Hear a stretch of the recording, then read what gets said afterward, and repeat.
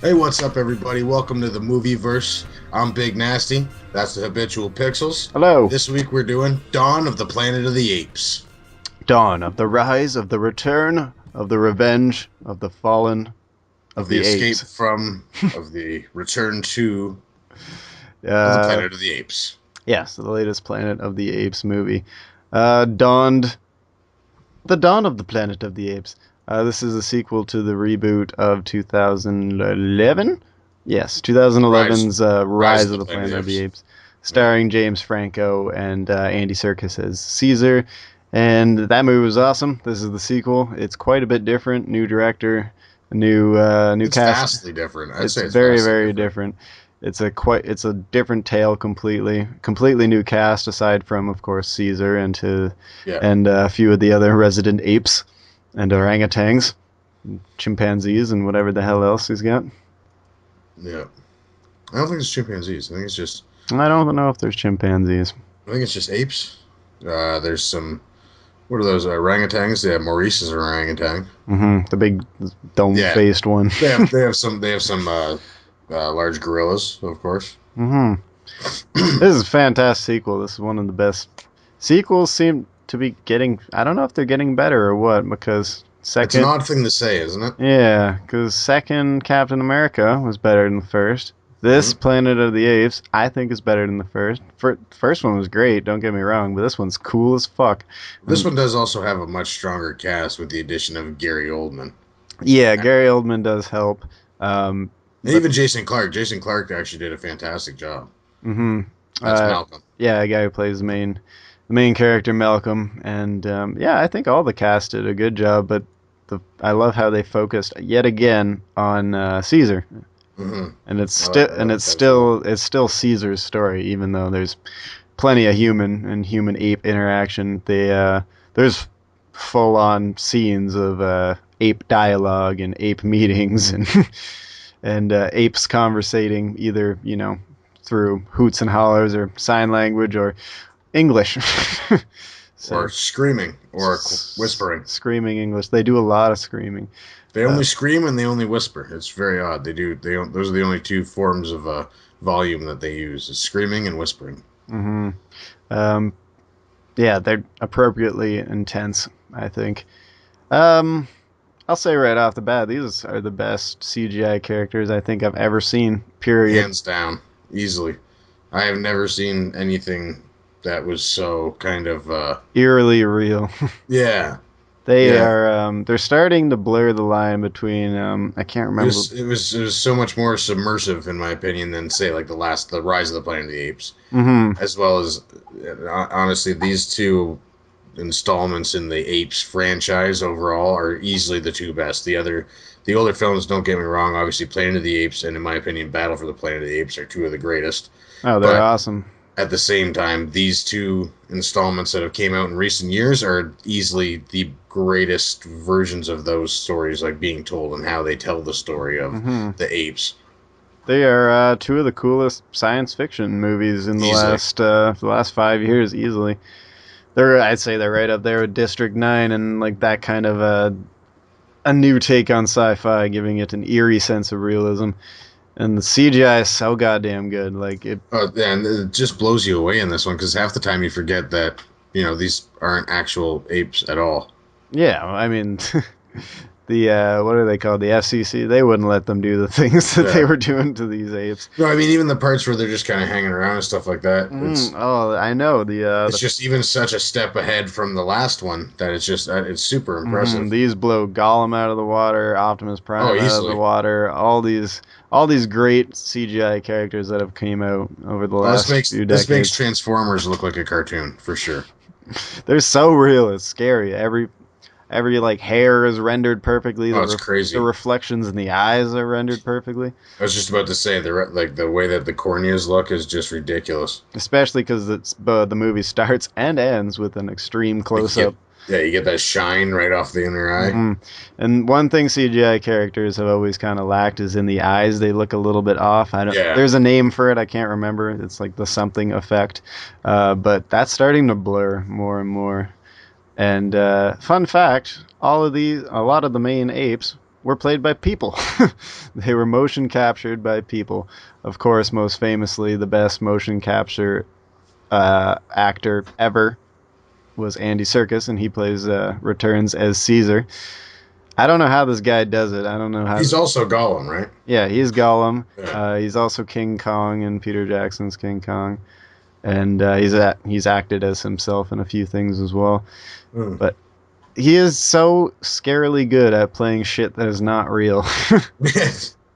He's the best actor you never see ever. Like, I don't know. The day he wins an Oscar for one of these CGI roles is the day I will lose it because he deserves it. He's so good at it, but I don't know.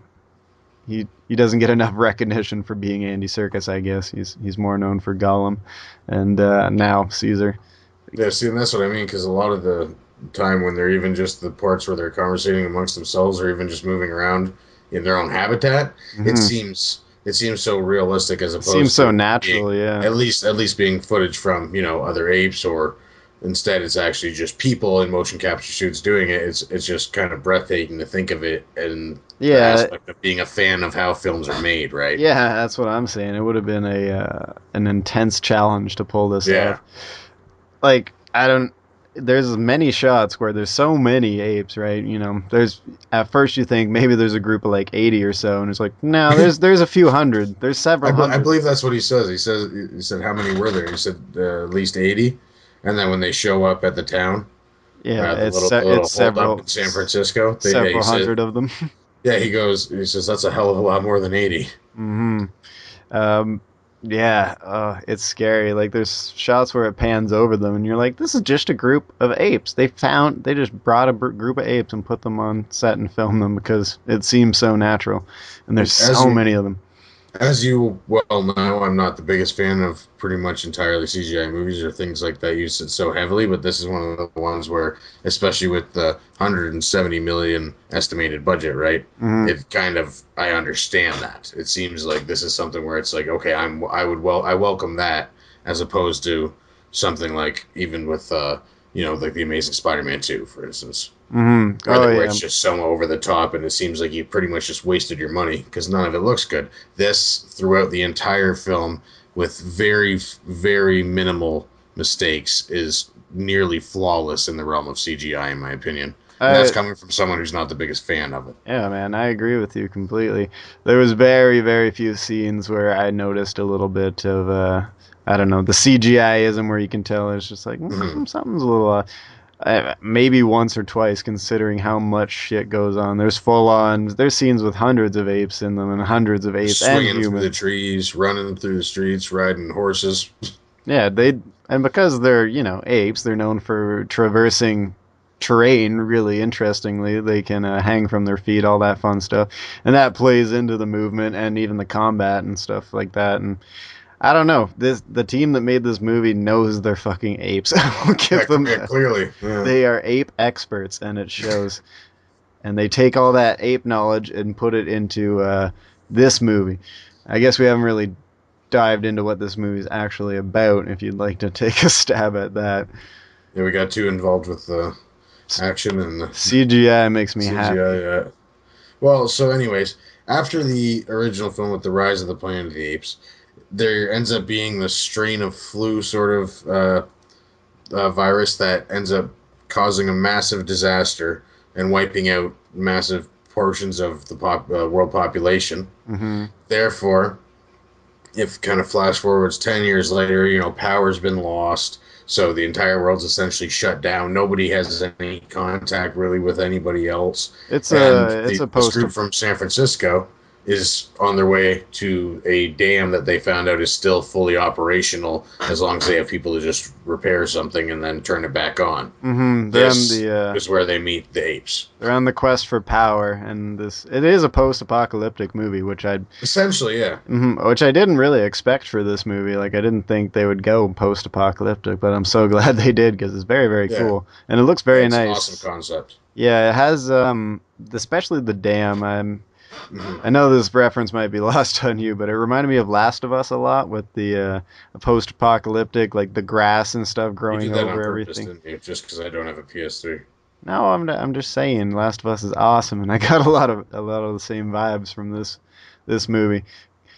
Yeah, they're on their way. A group of humans representing a survivor group from San Francisco, where the first movie took place. They haven't gone Yeah. far. Mind you, this is a global epidemic. Everyone's cut off from each other. That's the impression you get, at least. That's the impression we get. It 'Cause- seems to be the situation that yes, it's because all over the world. this flu called, I believe, the simian flu. Simian flu. Yeah. Yeah, where the human immunity rate is something ridiculous, like 1% of people are immune to it. Something really, really low like that. So, imagine a good 90 something percent of the world's population is gone. And the rest Yeah. is banding together. And I mean, humans suck without power. Like, we're not going to get too far. So they're on the quest I guess, Restore power. yeah, I guess restart this dam generator thing. And like Big Nasty said, this is where they run into Caesar and the gang. And as you remember, Caesar from last time is the little ape that could. he He's now king, essentially, of a very the large tribe tribe of of, apes. and these aren't, as you remember from the last one, these are not apes. These are hyper intelligent apes. They're not quite talking with British accents like they do in some of the older Planet of the Apes movies that will remain nameless. They're still very primal, but they're smart. They're crafty. They can make spears, ride horses, wield guns, communicate, plan, hunt, do a lot of shit that I'm guessing normal apes don't do. Talk, speak fucking English. How about that? Well, and that's the best part because since it's 10 years later, you get to see what the Caesar's little tribe is essentially also evolved into because with all the children and offspring of these other apes who are genetically modified, they're actually growing Yeah. up where they can actually understand English. You see Maurice teaching the kids language in the schools, so it's essentially the building block for all the way to the Planet of the Apes. And as a side note here on a little segue, I think it's absolutely brilliant to take the jumbled mess from back in the original Apes franchises, how they started with Planet of the Apes, and then then they probably I think it was Escape from Planet of the Apes or Yeah, Battle for the yeah. Planet of the Apes and Return to the Planet of the Apes, but it was all kind of all over the place in the timeline for it. They didn't Whereas explain what happened very well. no.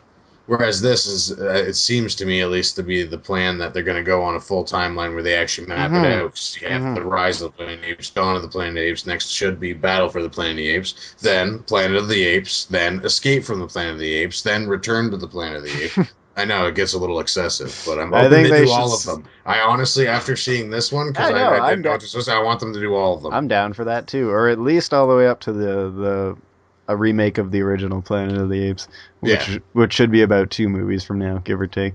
Because the Tim Burton one didn't really do it justice, and I honestly, as God, bad no. as it sounds, I honestly just, even if it just wasn't Mark Wahlberg, I think it actually could have had a chance to be at least a little bit stronger. It was pretty bad though, because he essentially just tried to do a futuristic version of the Charlton Heston Planet of the Apes, right? Yeah, he didn't really. Whereas with this, it's a completely different style of it. Yes, they've unlike the original Charlton Heston version where he just crash lands on what he thinks is Earth and everything's changed.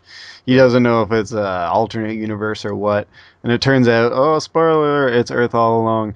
That That also doesn't. happens with the Mark Wahlberg one. Yeah, that Yeah. happens in the Mark Wahlberg one as well, and that didn't make a whole hell of a lot of sense. I mean, I kind of get it, space travel, time, whatever, but this one throws that out the window and it's like, this is what happened. Like, this is a perfectly Well, yeah, but that's what I'm realistic saying. course of action that this universe of Planet of the Apes could take. And it's cool. I like it. Well, so I mean, what eventually is going to happen is that that is what happens for like for instance, they'll do Battle for the Planet of the Apes. Then the next movie, it will still be, I hope at least, because that does actually make sense when you put it in the proper timeline. Mhm. As much sense as science fiction makes, but you put it in the proper timeline, then that makes it so after the battle, the humans were hunted and this and that and yada yada yada. Yeah. And then this guy actually crash lands because he was actually in space before any of this started, type thing. That's how it's supposed to. That's what that is supposed And I to be. think they set the building blocks for that because there was an Easter egg in the first movie that I noticed that I thought was really cool. It's just a random little snippets when Caesar's like doing his development montage. You know what I'm saying? On the TV in the background is it like a CNN style footage of a rocket Yeah, taking off, yeah, I remember and that. everyone's just like, "Dude, that's Charlton Heston in that rocket." You Yeah, know what I'm saying? And yeah. So that's what I mean. I think they are building to that. and especially with the how the end of this one came, they were just you might expect it to come to like a full close, everything's all good, and it more or less is, but Caesar's just like, no, war is coming, like humans are pissed, and well, we're gonna fight because hey, Yeah, why there's no would they? stopping it now. There's no stopping it now. Not to mention they have guns now. And yeah, I don't know. It is gearing up for the next film, likely to be called Battle for the Planet of the Apes. I Hopefully, sure hope so. hopefully the same director, because he seems to have a flair for these bigger scenes.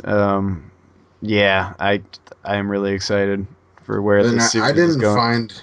I feel like the last Planet of the Apes, the Rise of the Planet of the Apes, was actually more hyped than this one before release. I agree. I agree. This one kind And of snuck up on me, to be yeah, honest. and honestly, I think this one, directed by Matt Reeves, I think is just actually such a better film than the previous one. I agree, and this is And don't get me wrong, I obviously like the enjoyed the previous one as well, but I enjoy I do think this is a step ahead as opposed to that. I enjoyed it a lot as well, but the first one was very much exactly what it's called, Rise of the Planet of the Apes. It's the story of how this whole thing got kickstarted. This is And where the transformation, like our world, is going into their yeah, world, and it's so fucking cool to see. and just so you know, he is apparently announced to direct the next Untitled Planet of the Apes sequel I'm in seeing that here. 2016. Yes, this is directed by Matt Reeves, who hasn't done a whole lot in his life, but or in his body of work. He worked on the TV show Felicity, which I'm not familiar with. He I directed. believe it was a popular show. Yes, quite. He directed Cloverfield, is probably what he's most known for. And I enjoyed Cloverfield. I mean, it doesn't really stand the test of time, but at the time, I thought it was really cool. He also did Let Me In. Did you see that with No, I've only ever seen the I believe it's Swedish version. yeah, that was a remake. Yeah, I'm not sure how that fared, but yeah, this is like his fourth or fifth studio movie, and I think he hit it out of the park. I don't know if they switched directors or the Rupert Wyatt, the director of the first one, didn't want to come back or there was issues. I don't give a fuck. The Matt Reeves did a great job, and even like his cinematography is wonderful. Like he films action nice. Like he not too shaky. You know what I'm saying?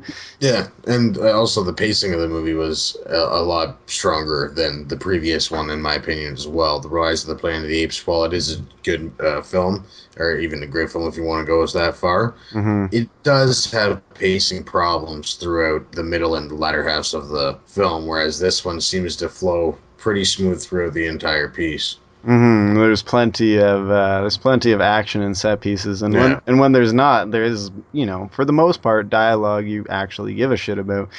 Even though Yeah, I the found myself make it like you know what I mean. Instead of if you go to a foreign film, especially for instance, let's say a Crouching Tiger, Hidden Dragon sort of film, you're watching it with subtitles on. You don't really give a shit what they're saying. You're just watching the action, right? more or less. Whereas with this, I found I was diehard trying to just make sure I knew everything the apes were saying hmm because I thought the parts with them communicating with each other and the relationships that they had throughout that was awesome. Like it was so well done. It was insanely well done. There managed to be like actual friendship and emotion and camaraderie between these CGI characters that you fucking believe. Yeah.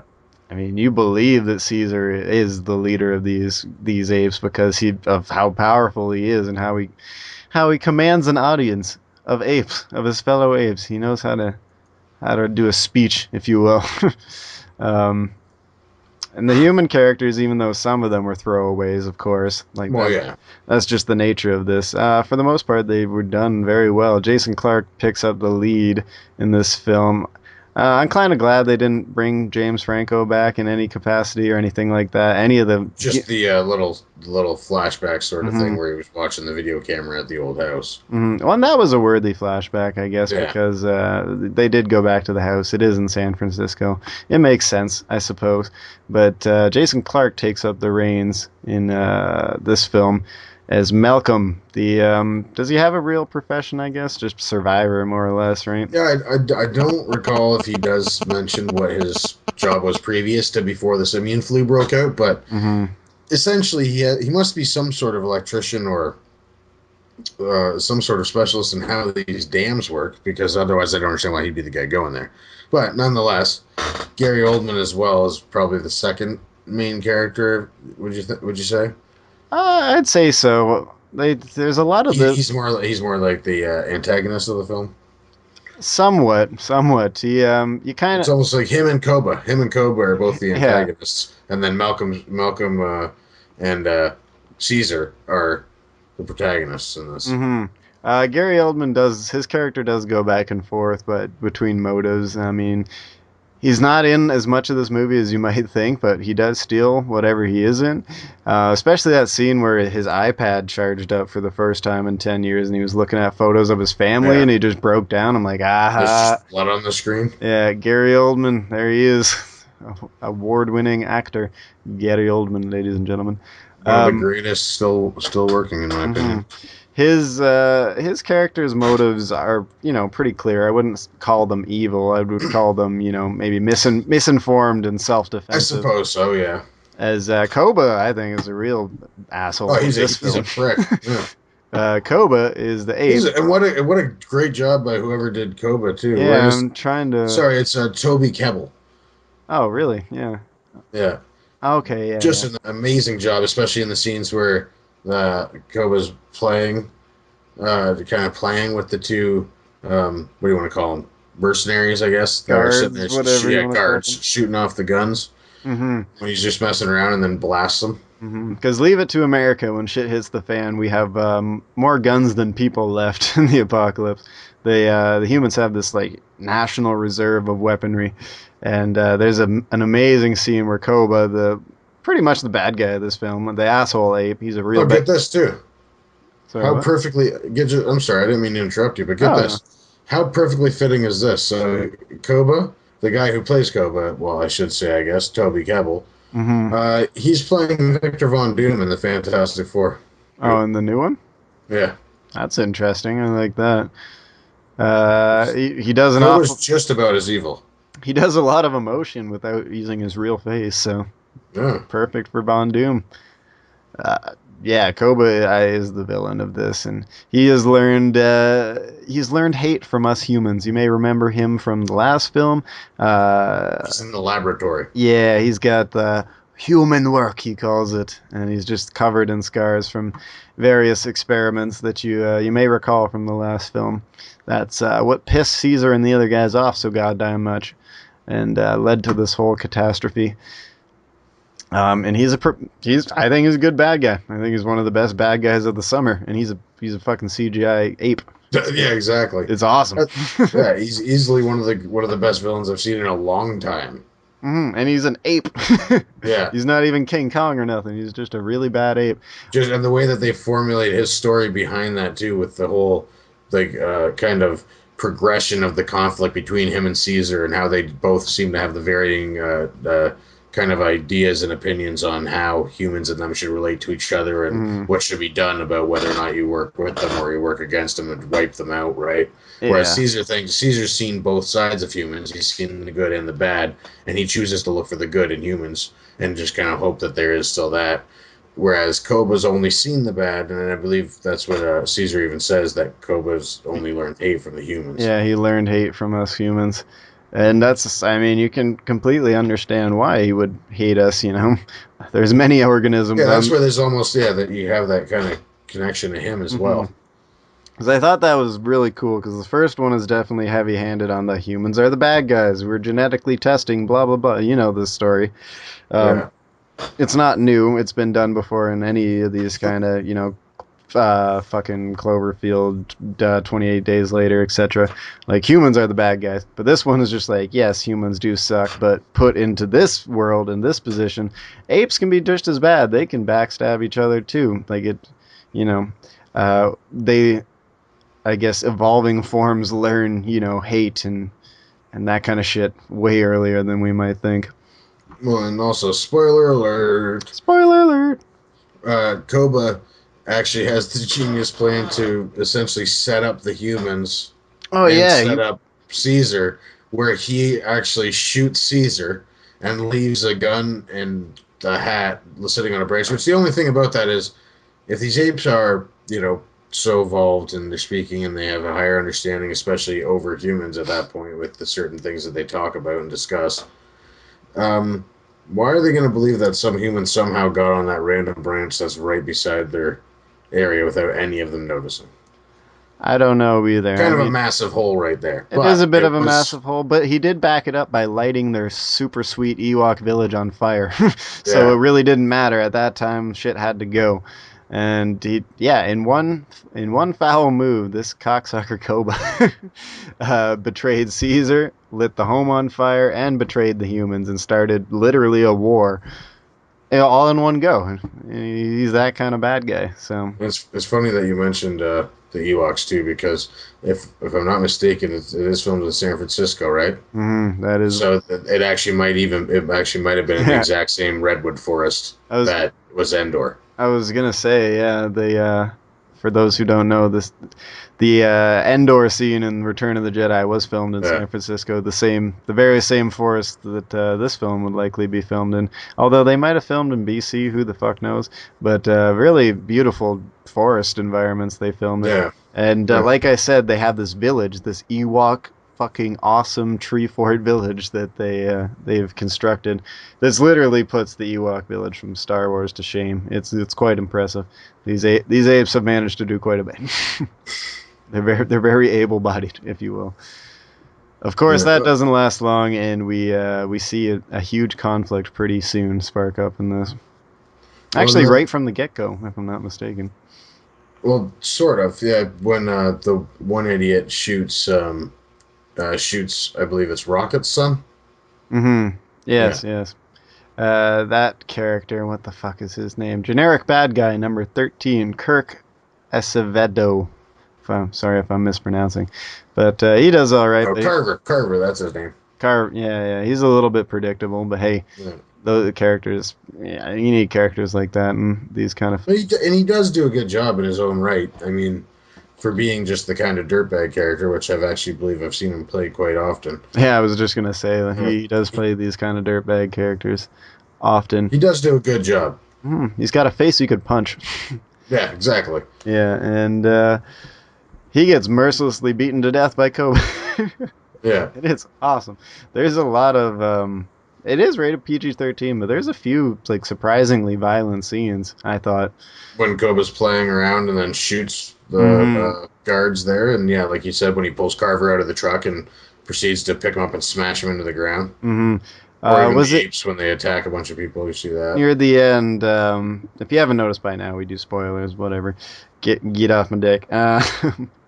What was I gonna say? Was it Ash that Koba threw off that balcony at the end? Yeah, yeah, That it's was Ash. I was legitimately disturbed by that. I think I don't know, I've never seen CGI characters portray that kind of fucking brutal emotion. He just drags this ape by his neck and throws him off a very high balcony, and you hear the Yeah, thud. It's quite startling. yeah, it's rather off-putting at that point. You're kind of just like, holy shit, and you don't. You're right. You don't expect it at all. It kind of just jumps out of nowhere. hmm Yeah, because he's Koba has got a lot of hate for the humans, and there's a lot of human killing going on in this, and a lot of Yeah, and ape then, killing. then he starts killing apes. Yeah, I will say the initial attack on the front wall of with all the apes on horseback with machine guns, that was an impressive scene. That was really cool. They that escalated quickly. We'll say. that escalated quickly. Yeah, there's an awesome shot where the camera's like locked to a tank as it's driving through, and I thought that was one of the coolest shots in the movie. Mhm. So yeah, it's like a longer shot, and the camera's like attached to this tank, and just chaos going around, and explosions, and flaming monkeys everywhere, flaming apes. Yeah, It's it's the hardcore. only poor performance in it, in my opinion, aside from Cody Smith McPhee, who played Alexander the kid, the teenager there, but I always Yeah, he's a generic kid. that's what I mean. Aside from him, would be Carrie Russell, which I didn't even realize that Matt Reeves did Felicity, and that explains why she's in this movie. Mm-hmm. Yep. She's pretty much completely disposable, I think. She's basically in there to make us feel bad. Yeah, Like I lost but a she's essentially interchangeable. She could be switched out with anybody. yeah, she lost a daughter and she doesn't want to lose her new boyfriend. Yeah, I get it.